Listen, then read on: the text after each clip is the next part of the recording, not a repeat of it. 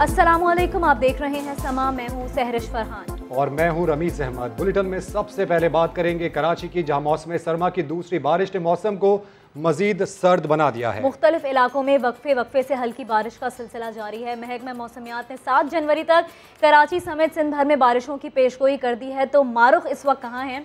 मारुख मौजूद है इस वक्त टेरिस पर और नहायत ही खूबसूरत मौसम को वो इंजॉय कर रही हैं। मारुख, बताइए कैसा मौसम है बाहर? सहरिश और रमीज़, मैं यही कहूँगी, इतना अच्छा मौसम है कि अंदर बैठ के ख़बरें पढ़ने का मौसम कम से कम नहीं है। बाहर आएँ, एंजॉय करें। मेरी लक अच्छी है, आज 6 बजे का बुलेटिन मेरा नहीं है, तो मैं बाहर से आपको ख़बरें दे रही हूँ। और बुलेटिन के आगाज़ में हम सबसे पहले बात, इसलिए मौसम इंतहाई औसम है। मनाजिर अकब में देख सकते हैं, थोड़ा सा अंधेरा होने वाला है, लेकिन अब से कुछ देर कबल इंतहाई हसीन मनाजिर थे।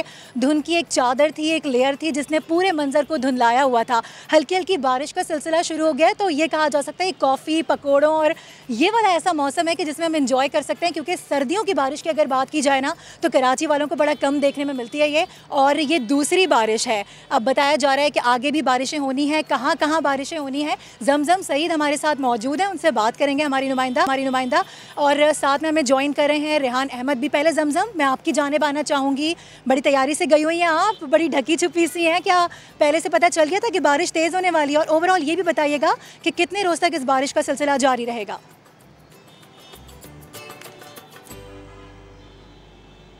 जी, देख रहे हैं मगरबी हवाओं का ये सिस्टम था जो कि बलूचिस्तान, जो कि ईरान के रास्ते बलूचिस्तान दाखिल हुआ, फिर कराची में जो है वो असरात दिखाने लगा। बारिश का सिस्टम जो है आज से कराची में दाखिल हो चुका है और 7 जनवरी तक इसी तरह से वक्फे से बारिशें बरसाएगा। मारूफ, जिस तरह आपने कहा है ना कि समोसे पकौड़ों का मौसम है, बिल्कुल जैसे ही मैं फेरियर हॉल पहुंची तो यहाँ पर मुख्तलिफ स्टॉल्स लगे हुए थे, जहाँ पर समोसे, पकौड़े और अंडे वाला जो बर्गर होता है, बंद कबाब, उसके बड़े यहाँ पर रश दिखा मुझे और बड़ी अच्छी सी खुशबू आ रही है। और ये लाइव एड करने के बाद मैं उसी जानिब जाऊंगी और समोसे पकोड़े से जो है इस मौसम का मजा जो है वो दोबारा करूंगी। ठीक है जमजम, आप मैं कॉफ़ी रेडी रखती हूँ, आप बर्गर और समोसे लेती हुए आएगा, मिलकर एंजॉय करेंगे। रेहान अहमद की जानिब बढ़ते हैं। रेहान, आप इस वक्त कौन से इलाके में मौजूद हैं? ओवरऑल अगर बात की जाए तो कैसी सिचुएशन देख रहे हैं? बरसाती आपने भी पहनी हुई है, क्या बहुत तेज़ बारिश हो रही है जिस जगह पर आप मौजूद हैं वहाँ पर? बारिश जो है दूसरे पहर स्टार्ट हुई थी तकरीबन 4 बजे के आसपास। मैं इस वक्त मौजूद हूँ आया चंडीगढ़ रोड पे, और कराची का बिजनेस हब माना जाता है, तो बारिश की आमद के साथ ही ये तशवीश भी पैदा हुई कि जी घर किस तरह पहुँचेंगे। दफातर में काम करने वाले लोग वो थोड़े से फिक्रमंद हुए। अब मैं देख रहा हूँ कि बहुत जल्दी अपने दफातर से निकल कर अपनी वैन की तरफ या अपनी सवारी की तरफ वो जा रहे हैं। और इसके अलावा महकमे मौसमियात के ज़राए ने हमें ये बताया कि बल्दिया टाउन, एयरपोर्ट और गुलिस्तान जौहर में बारिश जो है वो अब तक शहर में सबसे ज़्यादा हुई है। तो मैं ये देख रहा हूँ कि तशवीश लोगों के अंदर जल्दी घर पहुँचने की, क्योंकि हमारे यहाँ जब बारिश होती है तो ट्रैफिक जैम की सिचुएशन भी पैदा हो जाती है। लेकिन उसके साथ मैंने ये भी देखा कि घरों से ख़वातीन की फरमाइशें भी आई हैं अपने शौहरों से कि वापस आते हुए मछली लेते आइएगा। जी बिल्कुल, आप सही कह रहे हैं, और मुझे लगता है मैं भी घर जाके ऐसी कोई फरमाइश करने वाली हूँ। मौसम का हाल यहाँ टेरिस से मैंने आपको दिया। मज़ीद ख़बरों के लिए हम बढ़ते हैं सहरिश और रमीज़ की जानिब। Over to the studio. Maroof, और मौसम बहुत दिल फरेब है, जैसे हमारे नुमाइंदे हमें बता भी रहे हैं कि वो खुद भी बड़ा एंजॉय कर रहे हैं। हम आगे बढ़ते हैं और आपको बताते हैं कि पीटीआई के माली खातों में बड़ी गड़बड़ सामने आई है। हुक्मरान जमात ने 2008 से 2013 के दौरान 15 बैंक अकाउंट्स और 31 करोड़ से ज़ायद की फंडिंग जाहिर नहीं की। इलेक्शन कमीशन की स्क्रूटनी रिपोर्ट में तफसीलात सामने आ गई। छुपाए गए अकाउंट्स का इंकशाफ स्टेट बैंक की जानिब से फराहम करदा मालूमात में हुआ है।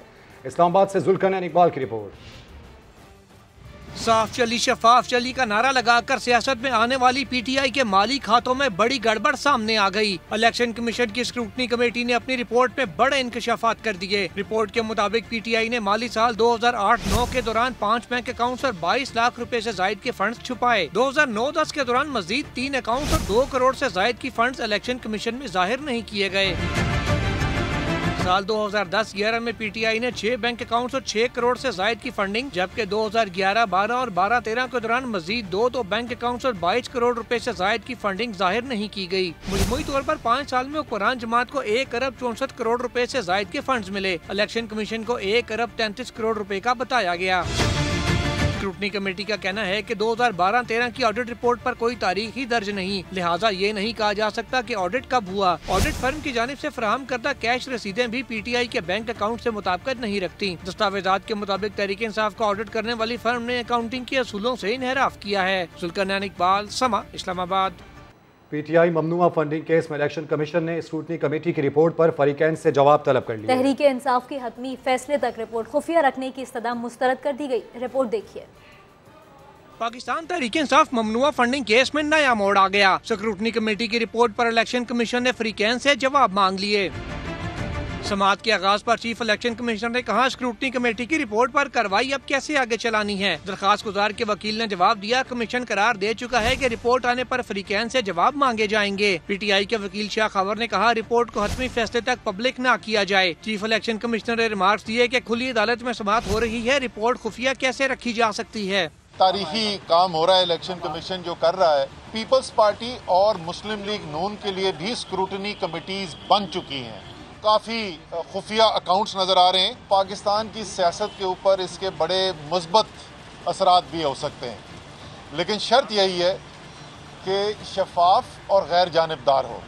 दरखास्त गुजार अकबर एस बाबर ने PTI की तीनों बड़ी जमातों की फंडिंग का फैसला एक साथ करने के मुतालबे का मजाक उड़ा दिया। हमने जिंदगी में इज्तिमाई निकाह तो सुने थे, लेकिन इज्तिमाई अदालती फैसलों का शायद आज पहली दफा सुन रहे हैं। PTI ने तीनों बड़ी सियासी जमातों के अकाउंट्स का एक साथ फैसला करने का मुतालबा कर दिया। आमिर कयानी और फरूख हबीब ने इलेक्शन कमीशन में दरखास्त दे दी। जुल्करनैन इकबाल, समा, इस्लामाबाद। बराह रास्त आपको ले चलेंगे। इस वक्त वफाकी वज़ीर इत्तलात फवाद चौधरी मीडिया से गुफ्तगू कर रहे हैं। इमरान खान को ये यकीन था कि हम वो वाहिद पार्टी हैं जिनका एक बहुत ही तफसीली सिस्टम मौजूद है अकाउंटिंग का और फंडिंग का। बाकी किसी और पार्टी ने तो कभी फंडिंग की ही नहीं।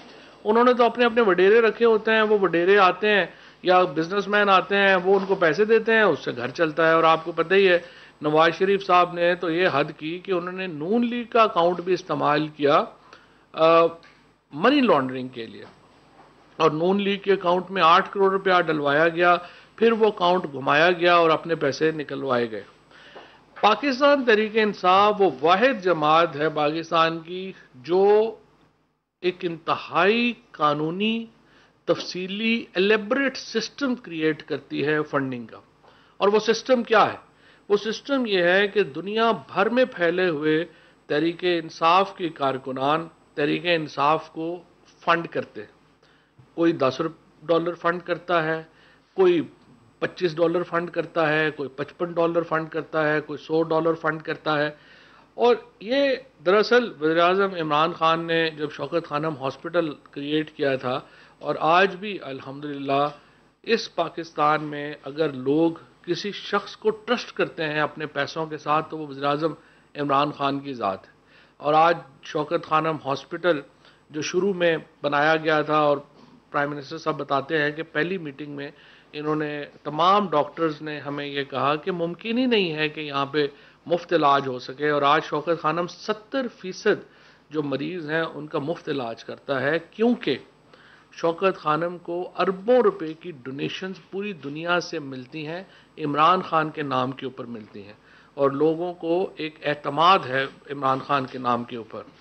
यही एतमाद उनका, यही जो एतमाद है वज़ीर-ए-आज़म की ज़ात के ऊपर, ये छलकता है हमारी पार्टी ऑर्गेनाइजेशन के ऊपर।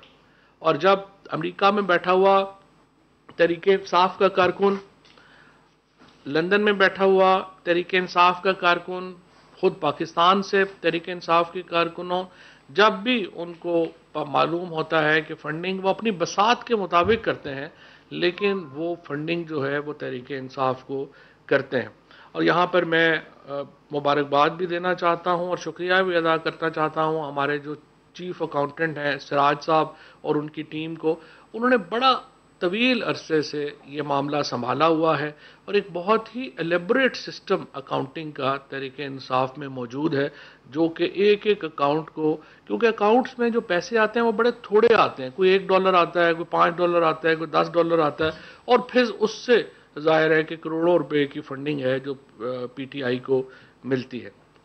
इलेक्शन कमीशन में जो रिपोर्ट पेश हुई, और यहाँ पे ये भी मैं आपको वाजे कर दूं कि स्टेट बैंक जिससे ये रिपोर्ट ली गई, ये इलेक्शनों से पहले की रिपोर्ट है। सो स्टेट बैंक जो था, ये नहीं है कि कोई हमारा जो अंडर जो स्टेट बैंक है या जो तब्दीली आई हुई है और हमारी हुकूमत बनने के बाद की ये रिपोर्ट है, ये हमारी हुकूमत बनने से पहले की रिपोर्ट है और PMLN की हुकूमत के दौरान की रिपोर्ट है, जिसको आज जो है वो स्क्रूटनी कमेटी ने बुनियाद बनाया है इलेक्शन कमीशन में PTI की फंडिंग के लिए।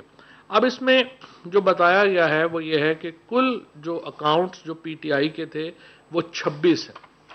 26 में से 8 अकाउंट्स जो हैं वो नॉन एक्टिव हैं। नॉन एक्टिव का मतलब ये है कि उन अकाउंट्स में कोई ट्रांजैक्शन कभी नहीं हुई। अकाउंट खुला लेकिन उसमें ट्रांजैक्शन जो है वो नहीं हुई। अब बाकी जो है वो 18 अकाउंट्स हैं।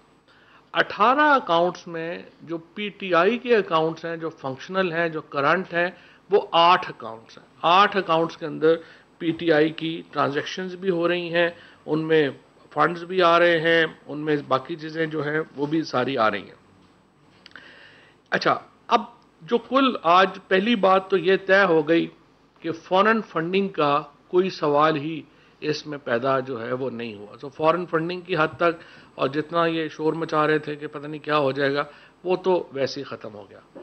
अब आइए, जो कुछ टेलीविज़न चैनल्स ने जो नुक्ता उठाया वो ये है कि 31 करोड़ रुपए, यानी कुल 1 अरब 68 करोड़ रुपए की फंडिंग है जो PTI को हुई है।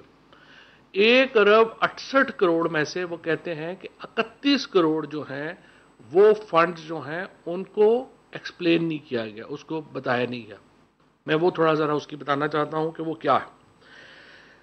6 अकाउंट्स हैं PTI के, ये जो 18 अकाउंट्स हैं इनमें से 8 डिक्लेयर्ड हैं और 10 अकाउंट्स जो हैं वो PTI के उस तरह से अकाउंट नहीं है। वो क्यों नहीं है? मसलन जो 6 अकाउंट्स हैं वो PTI के अकाउंट्स नहीं हैं, उनको सब्सिडरी अकाउंट्स जो है वो उसके तौर पे ट्रीट किया जाए। मिसाल के तौर के ऊपर अगर कोई वेलफेयर का अकाउंट है, आपने को पॉलिटिकल पार्टी का एक वेलफेयर का विंग है और वेलफेयर विंग ने अपना अकाउंट खोला हुआ है, तो वो एक सेपरेट एंटिटी के तौर के ऊपर दर्ज है, वो PTI के साथ उस तरह से दर्ज जो है वो नहीं है।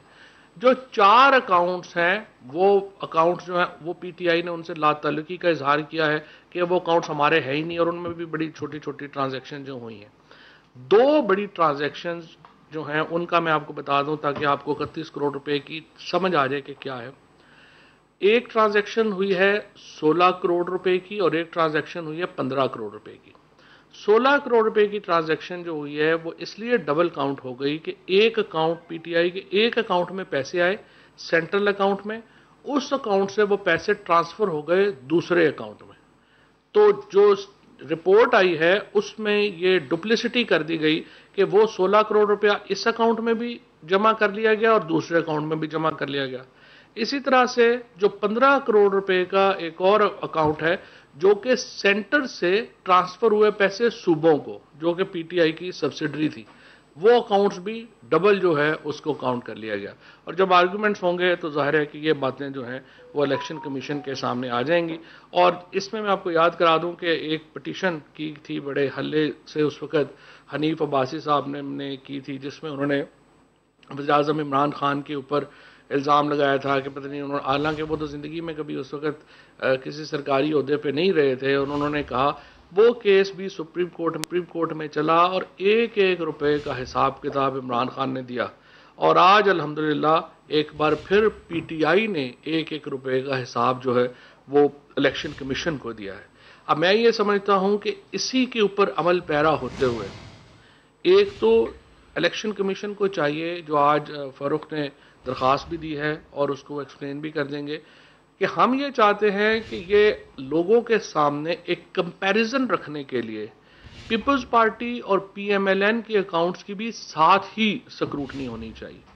इसके अलावा जो बाकी जमातें हैं, वो मैं पहले भी कह चुका हूँ कि हमारी जो बाकी जो जमातें हैं, JUI है, TLP है, बाकी जमातें हैं, उनकी स्क्रूटनी नहीं हो रही। ये मेन जो 3 जमातें हैं इनके ऊपर ज़्यादा चलें फोकस है। लेकिन यहाँ पर भी इम्पॉर्टेंट है कि नवाज शरीफ और PMLN के जो अकाउंट्स हैं और इसी तरीके से जो अकाउंट्स हैं पीपल्स पार्टी के, उनके ऊपर भी एक कंपैरिजन आए। यहाँ पे मैं थोड़ा सा फारूक हबीब साहब से दरख्वास्त करूँगा कि जो पीपल्स पार्टी और PMLN की अकाउंट्स हैं और जो हमारा इस्तदलाल है वो भी आपके सामने रखें, ताकि आपको एक समझ आ सके कि हम कह क्या रहे हैं और क्यों ज़रूरी है कि ये तीनों जमातों की जो अकाउंट्स हैं वो एक ही दिन और एक ही वक्त में तमाम लोगों के सामने रखें, ताकि आवाम को अंदाज़ा तो हो सके कि कौन सी पार्टी फंडिंग कर कैसे रही थी। जी फरूख जी, देखिए बहुत शुक्रिया फवाद चौधरी साहब। एक तो इन्होंने बड़े अच्छे तरीके से जो है वो क्लैरिफाई कर दिया, क्योंकि अभी हम देख रहे थे कि टेलीविज़न के ऊपर बड़ी ब्रेकिंग न्यूज़ बनाकर जो है वो एक ख़बर को नशर किया जा रहा था, जो हो सकता है किसी एक रिपोर्टर ने उसको मिस इंटरप्रेट किया और बाकियों ने उसको कैरी कर लिया कि पीटीआई के कोई चला रहा था, पीटीआई के कोई 53 अकाउंट्स सामने आ गए हैं, कोई चला रहा था 77 अकाउंट्स आ गए हैं, कोई चला रहा था 65 अकाउंट्स सामने आ गए हैं। तो ये स्क्रूटनी कमेटी का ही सफ़ा नंबर 84 है, इसको पढ़ लें। ब्रेकिंग न्यूज़ के चक्कर में जो है वो फेक न्यूज़ फैलाने का हिस्सा ना बने, बल्कि रिपोर्ट को पढ़कर जो है उसके ऊपर आप अपनी खबर फाइल करें, जिससे रिपोर्ट की अथेंटिसिटी भी शामिल हो जाएगी। इसमें 26 अकाउंट्स बड़े वादे लिखे हुए हैं और जी उसको एक्सप्लेन कर दिया है उन्होंने, उसको एक्सप्लेन कर दिया है इस रिपोर्ट के अंदर। जहाँ बात पीपल्स पार्टी की और नून लीग के हवाले से, तो बिल्कुल मैं आपको बैकग्राउंड बताना चाहता हूँ। जिस तरह फवाद चौधरी साहब ने कहा कि हनीफ अब्बासी एक केस को लेकर गए थे, उसके ऊपर सुप्रीम कोर्ट जो पाकिस्तान की सबसे आला अदलिया है उसका फैसला आया था, जिसमें उन्होंने कहा था कि आप without any discrimination in accordance with the law आप पाकिस्तान की तमाम सियासी पार्टियों की जो है वो जांच पड़ताल अकाउंट्स की करें। उसी के तहत जो है वो इलेक्शन कमीशन ने स्क्रूटनी कमेटियों का क़याम अमल में लाया, जिसमें पीटीआई के भी केस को स्क्रूटनाइज किया गया, पीएमएलएन और पीपल्स पार्टी के केस को भी जो है वो स्क्रूटनाइज किया जा रहा है उसी के तहत। अब जब हमारे फाइनेंशियल एक्सपर्ट्स को और चार्टर्ड अकाउंटेंट्स को उस रिकॉर्ड तक एक्सेस दी गई जो कि पीएमएलएन की तरफ से स्क्रूटनी कमेटी में जमा करवाया गया, तो मालूम ये पड़ा कि 45 करोड़ रुपए के ऐसी डोनेशंस हैं, ऐसे अतियात हैं जिसको उन्होंने एक्सप्लेन नहीं किया, जो कि अनवेरीफाइबल हैं। और पीएमएलएन के 9 बैंक अकाउंट्स ऐसे हैं जो स्क्रूटनी कमेटी के स्क्रूटनी अमल के दौरान सामने आए, जो कभी उन्होंने इलेक्शन कमीशन के गोशवारों में फॉर्म 1 के अंदर जमा ही नहीं करवाए थे, डिस्क्लोज ही नहीं करवाए थे, यानी 9 अकाउंट्स को खुफिया रखा हुआ था। और पाकिस्तान पीपल्स पार्टी ने अपने 2013 के अंदर 9 अकाउंट्स को खुफिया रखा, 2014 के अंदर उन्होंने अपने 11 अकाउंट्स को खुफिया रखा, और माली साल 2015 के जो गोशवारे जमा करवाए उसमें उन्होंने अपने 11 अकाउंट्स को छुपाया। तो ये हर साल 2013, 2014, 2015 पीपल्स पार्टी जो है वो अपने अकाउंट्स को जो है वो इलेक्शन कमीशन के सामने छुपाती रही। और पीपल्स पार्टी के भी 35 करोड़ रुपए की ऐसी अतियात हैं जिसका कोई रिकॉर्ड मौजूद नहीं है, जिसका कोई वेरीफाइबल नहीं किया जा सकता, जिसके अगेंस्ट कोई कैश रिसीप्ट्स, कोई बैंक रिसीप्ट्स, कोई ड्राफ्ट, कोई क्रॉस चेक जो है वो मौजूद नहीं है, यानी पैसे जमा कराने वालों की तफसीलात जो है वो मौजूद नहीं है। और इसी तरह जो है वो पाकिस्तान पीपल्स पार्टी पार्लियामेंटेरियन, जो कि खुद एक अलग से सियासी जमात रजिस्टर्ड है, और इलेक्शन एक्ट 2002 के आर्टिकल 6 के मुताबिक एक सियासी जमात दूसरी सियासी जमात को फंड रेजिंग नहीं कर सकती, फंडिंग नहीं दे सकती। तो जो पाकिस्तान पीपल्स पार्टी पार्लियामेंटेरियन यानी PPP है, वो पाकिस्तान पीपल्स पार्टी यानी PPP के अखराजात उठा रही है, और पाकिस्तान पीपल्स पार्टी जो है वो पाकिस्तान पीपल्स पार्टी पार्लियामेंटेरियन के अखराजात उठा रहे हैं और एक दूसरे के अकाउंट्स में पैसे ट्रांसफर कर रहे हैं, जो कि शीयर वायलेशन है आपके जो कानून है पॉलिटिकल पार्टी ऑर्डर 2002 की।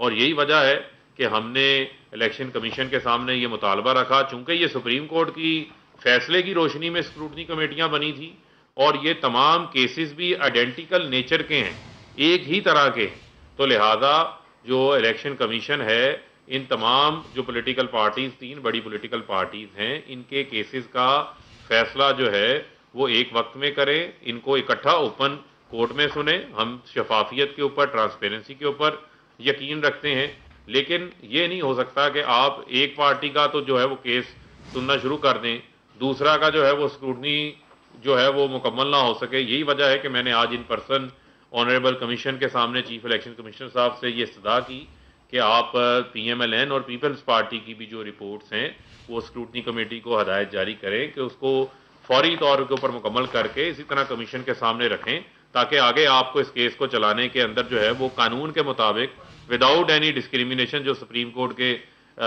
ऑर्डर में लिखा हुआ है वो आपको जो है वो उसमें मदद मिल सके। ठीक है जी, इस पे फिर अब सवाल जवाब मैं बाद में ले लेता हूँ। पहले मैं आपको आज की वफाकी काबीना के जो फैसले हैं उससे आगाह कर लूँ।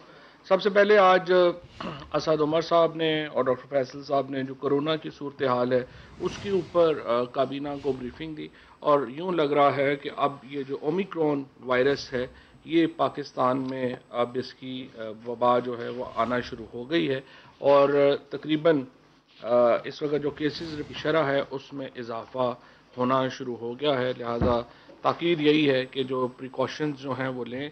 और इसमें मैं सिर्फ आपको ये बता दूं कि हमको इस वक्त जो हमारा एक डॉलर का चल रहा है कि हमारी जो इंपोर्ट्स बढ़ गई हैं, इसमें बहुत बड़ा हिस्सा जो है वो सिर्फ वैक्सीन्स का है जो हमने इंपोर्ट की हैं। $2 बिलियन जो है वो उसकी हम जो इंपोर्ट्स हैं वो कर चुके हैं। मैं यहाँ पे सिर्फ ये बता दूं, पॉइंट आउट कर दूं कि उस वक्त सिंध में मुराद अली शाह साहब कह रहे थे कि हम मंगवाना चाह रहे हैं वो वैक्सीन और हम मंगवाएंगे, लेकिन फिर आखिर में पता चला कि सिंध गवर्नमेंट ने ₹1 की वैक्सीन भी नहीं मंगाई, और सिंध में तकरीबन 111 अरब रुपए का ये जो वैक्सीन का और एहसास प्रोग्राम है ये फेडरल गवर्नमेंट ने दिया है, इन एडिशन टू जो NFC में सिंध का हिस्सा बन रहा है वो भी। तो सिर्फ अनफॉर्चुनेटली जो भी सारे मामला चल रहे हैं उसमें जो सिंध हुकूमत है वो बहुत पीछे जो है वो जा रही है। इसी से जुड़ा हुआ दूसरा मामला हमारा कौमी सेहत कार्ड का है, और हमने जो ये प्रोग्राम शुरू किया है, हमें अफसोस है कि सिंध इसमें शामिल नहीं है। हुकूमत पंजाब तकरीबन 400 अरब रुपया जो है वो इसमें प्रोग्राम में डाल रही है। मैं थोड़ी सी यहाँ पे ये वजाहत करना ज़रूरी समझता हूँ, बहुत सारे लोगों को समझ नहीं आ रहा, ये प्रोग्राम फैमिलीज़ के लिए है। सो नादरा के अंदर जो फैमिलीज़ रजिस्टर्ड हैं वो अपने कुनबे के सरबराह के शनाख्ती कार्ड के ऊपर रजिस्टर्ड है। यानी आप जब 8500 के ऊपर मैसेज करेंगे तो जो ख़ानदान का सरबराह जो मैसेज करेगा तो उसको अपने ID कार्ड से जवाब आ जाएगा कि आपके इलाके में आप अभी एलिजिबल हो गए हैं या नहीं हो गए। लाहौर डिवीज़न, डेरा गाजी खान डिवीज़न, साहिवाल डिवीज़न पंजाब में मुकम्मल इस वक्त जो है वो एलिजिबल हो चुकी है। खैबर पख्तूनख्वा पूरे का पूरा एलिजिबल हो चुका है, और एलिजिबल होने का मतलब यह है कि 10 लाख रुपए तक का इलाज जो हॉस्पिटल में आप दाखिल होंगे तो वो इलाज आपका हुकूमत बर्दाश्त कर रही होगी। और इसमें जो आउटडोर है वो शामिल नहीं है। आउटडोर इसलिए शामिल नहीं है कि वो पहले ही फ्री है। जो हमारी DHQ हॉस्पिटल्स हैं उन सब जगहों के ऊपर वो आउटडोर वैसे ही फ्री है, और ये जो पहले मुख्तलिफ जगहों के ऊपर था कि कई जगहों के ऊपर डॉक्टर्स नहीं हैं तो आपको प्राइवेट हॉस्पिटल जाना पड़ता है, वो खर्चा भी अब हुकूमत ने अपने ज़िम्मे ले लिया। तो तमाम जो प्राइवेट हॉस्पिटल जो रजिस्टर्ड हैं अब एहसास इसके साथ सेहत कार्ड के साथ, उनमें 10 लाख रुपए तक का इलाज जो है वो मुकम्मल तौर के ऊपर फ्री कर दिया गया है, चाहे आप प्राइवेट हॉस्पिटल जाएं या आप दूसरे। मैं 2 दिनों से मैंने देखा है कि 2 अखबारों ने इसको मिस इंटरप्रेट किया है कुछ इस तरह से कि इसका मतलब ये है कि आप हॉस्पिटल जो है वो प्राइवेट डॉक्टर्स और प्राइवेट हॉस्पिटल्स को इनकरेज कर रहे हैं और गवर्नमेंट को डिस्करेज कर रहे हैं। कभी भी आप हुकूमत जो है वो इतना खर्चा नहीं कर सकेगी कि वो तमाम शहरियों के ऊपर आप इस तरह का अभी आप फॉर एग्जांपल सिंध में मुर्तज़ा वहाब ने प्रेस कॉन्फ्रेंस की और कहा कि सिंध में हम हॉस्पिटल बना रहे हैं। ज़रा सिंध के हॉस्पिटल जो सरकारी अस्पताल है आप उनकी हालत देख लें जाके। ये जिद के नहीं हुकूमत ही हर काम चलाए, ये मुमकिन नहीं होना जब तक प्राइवेट सेक्टर शामिल नहीं होगा हेल्थ सेक्टर में। इस वक्त एजुकेशन में भी आप देखें प्राइवेट सेक्टर ने कितना बड़ा बोझ उठाया हुआ है हुकूमत का। अगर हम प्राइवेट सेक्टर को डिस्करेज करेंगे कि वो हॉस्पिटल्स ना बनाए, वो डॉक्टर ना करे, तो कैसे मुल्क में हर शख्स को जो है वो ये अवेलेबल हो सकती है सेहत की सहूलत और क्वालिटी सेहत की सहूलत। लिहाजा इंपॉर्टेंट है कि हम इसको जो प्राइवेट सेक्टर है उसको अपना दुश्मन ना समझें। वो भी सारे पाकिस्तानी हैं और हम इनकरेज करते हैं उन्हें कि वो आएँ, हॉस्पिटल्स बनाएं, और उनका जो एक्सपेंस है, जो ख़र्चा है, वो ज़ाहिर है हम उसको शेयर इंशाअल्लाह ताला करेंगे। और इसके नतीजे में सरकारी अस्पतालों की भी जो आमदनी है उसमें इजाफा होगा। मैं एक जिना हॉस्पिटल गया था एक दफ़ा लाहौर में, तो मुझे एमएस ने कहा कि वहाँ पे 65% लोग जो टेस्ट कराते हैं वो रिपोर्ट लेने ही वापस नहीं आते, क्योंकि वो मुफ्त है, कदर ही नहीं है। लिहाजा सरकारी अस्पतालों जो हैं उनको भी ये मौका मिलेगा कि वो अपनी क्वालिटी और सर्विस इम्प्रूव कर सकें, और जो प्राइवेट हॉस्पिटल्स हैं उनको मौका मिलेगा कि वो ऐसे इलाकों में जाके हॉस्पिटल्स खोल सकें जहाँ पे स्टाफ नहीं जाता, लोग नहीं जाते। और इससे एक रेवोल्यूशन है पाकिस्तान के हेल्थ सिस्टम में। और I will again encourage government of Sindh, सियासत होती रहेगी, अपने लोगों को सेहत की सहूलत जो है उसको रोकने के लिए आप काम ना करें, अपने लोगों को सेहत की सहूलत पहुंचाने के लिए जो है वो आप करें, काम करें। अच्छा, आज इलेक्शन कमीशन के हवाले से ये बताया गया है कि ministry of science and technology को इलेक्शन कमीशन ने ये ख़त लिखा है और कहा है कि उनको जो EVMs हैं वो प्रोवाइड की जाएँ, और साइंस एंड टेक्नोलॉजी मिनिस्ट्री को काबीना ने हदायत की है कि इलेक्शन कमीशन की जो ख्वाहिश है उसको मद्देनज़र रखते हुए इक़दामात किए जाएँ, और आइंदा जो लोकल गवर्नमेंट इलेक्शन है इस्लामाबाद के लिए, उसके लिए जो EVM मशीन्स की ख़रीदारी का मरहला है उसको तय किया जाए, और EVM मशीन्स जो हैं वो आप इलेक्शन कमीशन को प्रोवाइड करें।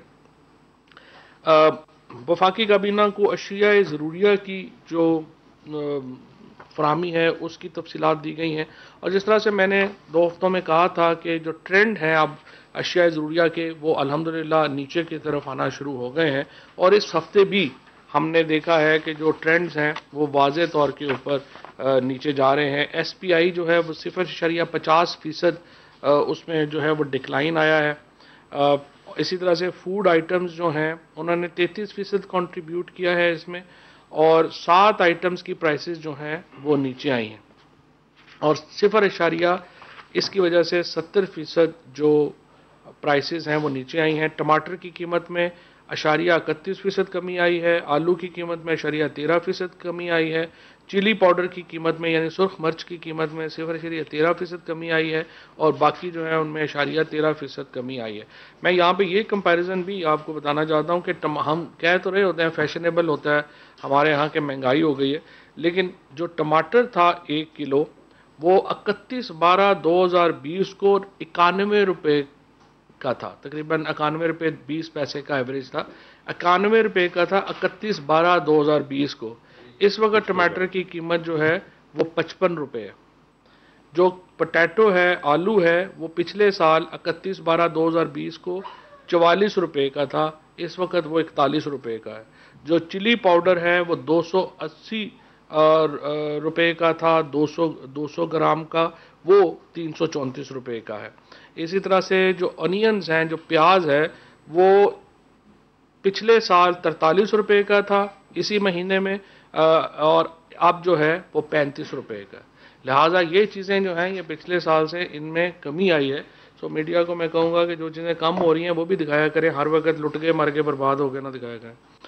बहरहाल ये आपकी अपनी मर्जी है। हाँ, मेरे से महंगी हो गया है, इसीलिए तो अपोजिशन को मिलने रही, उनकी आंखों में पड़ गई एक्चुअली। अच्छा जी, ये आप इसके बाद वफाकी काबीना के इजलास के बाद वफाकी वज़ीर इत्तलात फवाद चौधरी मीडिया को ब्रीफिंग दे रहे थे। आगे बढ़ते हुए आपको बताएं कि तब्दीली तबाही में तब्दील हो गई। इमरान खान झूठ बोलकर इलेक्शन जीते। PP रहनुमा शाजिया मरी की लाहौर में धुआंधार प्रेस कॉन्फ्रेंस। इल्ज़ाम लगाया कि ये वो लोग हैं जो पैसे अस्पताल के लिए मांग कर चेक PTI के लिए लिखवाते रहे।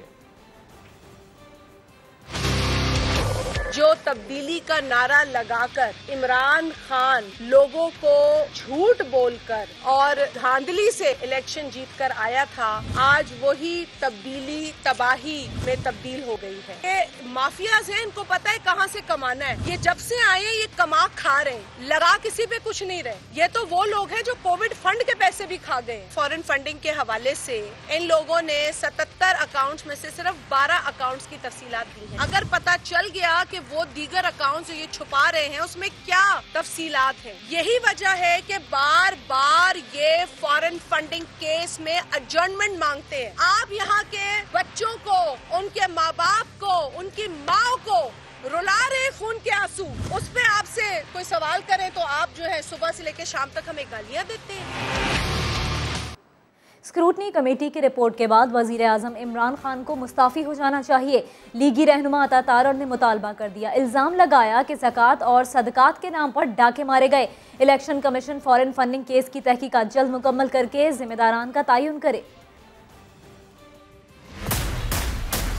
फॉरेन फंडिंग के केस में स्क्रूटनी कमेटी ने अपनी फाइंडिंग्स दी हैं। इमरान न्याजी साहब को उसमें मुस्ताफी होना चाहिए। 4 मुलाजमीन के अकाउंट में करोड़ों रुपया बाहर से आया है। वो इमरान न्याजी को चाय पिलाने वाले टी बॉयज हैं। उनके अकाउंट्स की तफसीलात अवाम को दी जाएं। सदकात और अतियात के नाम पे डाके डाले गए हैं। ये पैसा जो चंदा, ज़कात, अतियात, सदकात के नाम पे था, वो इमरान न्याजी साहब ने अपनी जात पर खर्च किया। अब समझ आई कि फॉरेन फंडिंग केस में बार बार स्टे ऑर्डर क्यों लिया जाता था। इलेक्शन कमीशन से भी हमारा मुतालबा है तहकीकात जल्द अज जल्द मुकम्मल की जाएं और जिम्मेदारियों का तयन किया जाए। टैक्स की डिटेल्स आई हैं, वो साबित करती हैं कि इमरान न्याजी एक करप्ट तरीन शख्स है। साल 2018 में जब इक़्तिदार नहीं था तो 2 लाख रुपया टैक्स देने वाला साल 2019 में जब इक़्तिदार में आता है तो 1 करोड़ रुपया टैक्स कैसे दे रहा है? कौम को अपना जरिया आमदन बताएं। है कुछ नहीं, मीडिया ट्रायल की हद तक अपने आका को खुश करने की एक स्कीम है। बेरोजगार होने जा रहे हैं शहजाद अकबर साहब।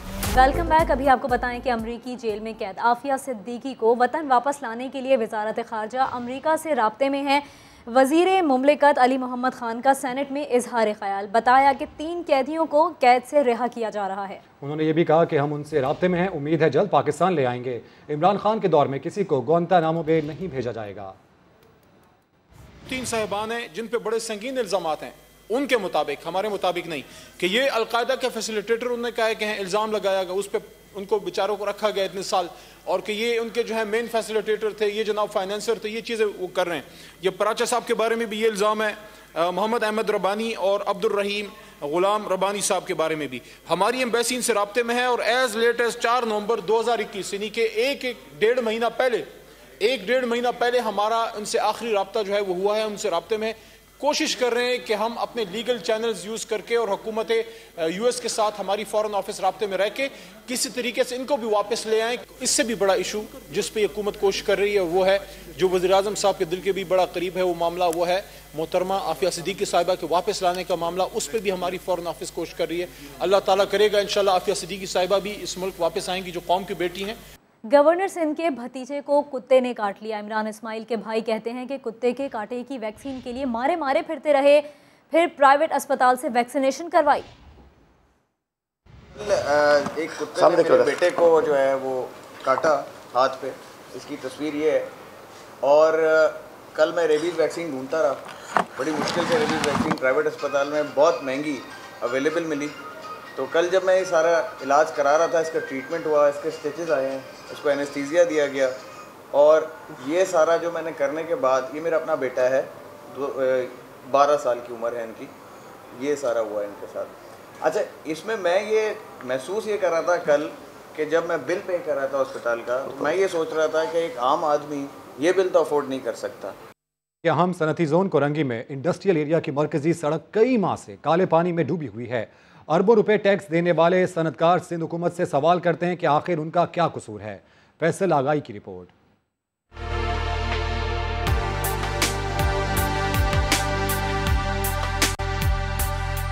कौन कहता है सिंध हुकूमत काम नहीं करती?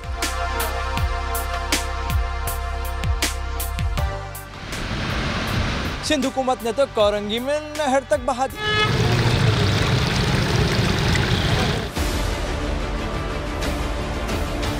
ये और बात है कि ये नहर गटर के पानी और सनतों से निकलने वाले जहरीले केमिकल्स की है। कोरंगी इंडस्ट्रियल एरिया रोड की बिलाल चौरंगी से ताहद निगाह झिलमिल करता काला पानी कई माह से इस रास्ते से गुजरने वालों का मुकद्दर है।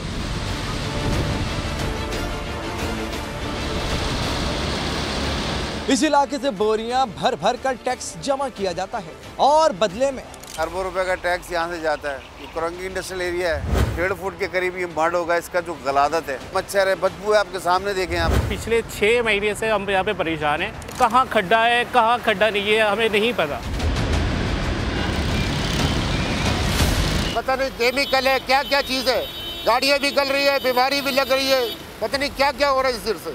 बड़ी गाड़ियाँ तो जैसे तैसे हचकोले खाती गुजर जाती हैं। मगर मोटरसाइकिल वाले तो अब गए कि तब गए के खतरात से दो चार रहते हैं। बारिश का पानी हरकत नहीं है, ये गटरों का पानी है। कोई पता नहीं चल रहा कहाँ पे ढक्कन खुला है, कहाँ पे जिंदगी का आखिरी दिन हो सकता है। फिर कोई मीडिया वाला खबर देता है, स्क्रीन पे आता है तो मसला हल हो जाता है, फिर आर्जी तौर पे होता है, फिर वापस वही हाल हो जाता है। कोरंगी के शहरी कहते हैं मामला ज़राए इब्लाग की जीनत बनने के बाद आर्जी तौर पर सीवरेज लाइनें खोल दी जाती हैं, मगर चंद रोज बाद ही काले पानी की ये नहर फिर झूमकर बहना शुरू हो जाती है। यहाँ की गवर्नमेंट किसी काम की नहीं है, कुछ कर नहीं पा रही है, कुछ नहीं हो रहा है। यहाँ पर सफाई होगी, फिर उसके एक हफ्ते बाद आके देखिएगा फिर यही हालात होंगे। कोरंगी इंडस्ट्रियल एरिया के बड़े बड़े सनतकारों को सिंध हुकूमत के साथ साथ अपनी एसोसिएशन काटी से भी बहुत गिले हैं, जो अरबों रुपए टैक्स देने वालों का निकासी का मसला तक हल नहीं करवा सकी।